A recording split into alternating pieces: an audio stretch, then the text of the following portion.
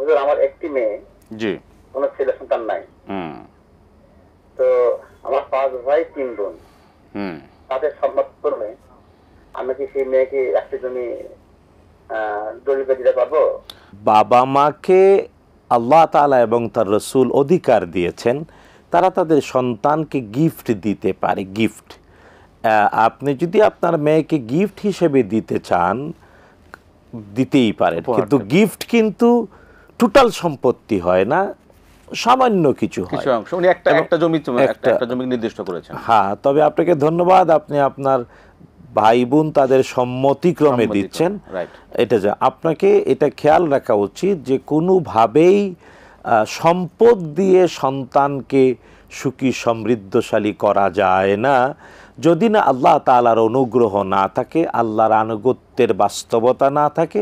আর এটা বিশেষ করে সম্পত্তি বন্টনের ব্যাপারটা খুবই খুবই স্পর্শকাতর, কারণ রাসূলুল্লাহ সাল্লাল্লাহু আলাইহি ওয়াসাল্লাম বলে দিয়েছেন সম্পত্তি বন্টনে যারা আল্লাহর দেয়া বিধান মানে না তারা কোনোদিন জান্নাতে যাবে না, যদি না ক্ষমা না করে উত্তরাধিকারীরা।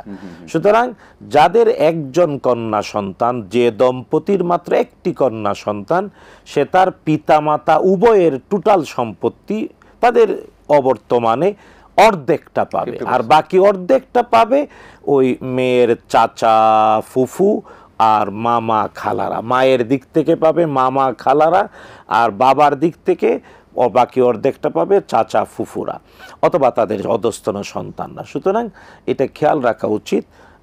আল্লাহ তাআলা আপনাকেও বুঝার তৌফিক দিন এবং শরীয়ত মেনে চলার জন্য আল্লাহ সুযোগ করে দিন। তিনি দিতে পারবেন যেহেতু সকল অনুমতি আছে এবং এটা গিফট হিসেবে বলবেন, টোটাল সম্পত্তিটা কখনো এভাবে দিতে যাবেন না। জি, এই যে আমাদের এখন আশুরা চলে আসতেছে এই মাসের পর দিন, জিলহজের এই পরবর্তী সময়গুলিতে আমাদের আসলে একজন ইমানদার মুমিন কি আমল কি তিনি কন্টিনিউ করতে, বিশেষ করে হজ থেকে ফিরে আসার পর আমাদের হাজী সাহেব আলহামদুলিল্লাহ ফিরছেন, আলহামদুলিল্লাহ তাদের সকলে হজ কবুল করুন।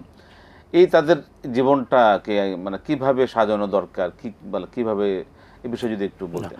ধন্যবাদ। প্রথম হলো যে আমাদের কাউকে ভুললে চলবে না যে জিলহজ মাসটা সারাটা মাসই মর্যাদাময়, কারণ 3 দিক থেকে। 1 নাম্বার হলো যে আল্লাহ সুবহানাহু ওয়া তাআলা 12 মাসে বছর সৃষ্টি করেছেন, আকাশ এবং জমিন সৃষ্টির দিন থেকেই। আর এই 12 মাসের মধ্যে 4টা মাস হলো পবিত্র মাস, সম্মানিত মাস, মর্যাদাময় মাস। এর মধ্যে 3টা ধারাবাহিক, একটা হলো জিলকদ বা জুলকাদা, আরেকটা জিলহজ বা জুলহাজ্জা, আরেকটা মুহাররম। সুতরাং জিলহজ মাসটা সম্মানিত মাস।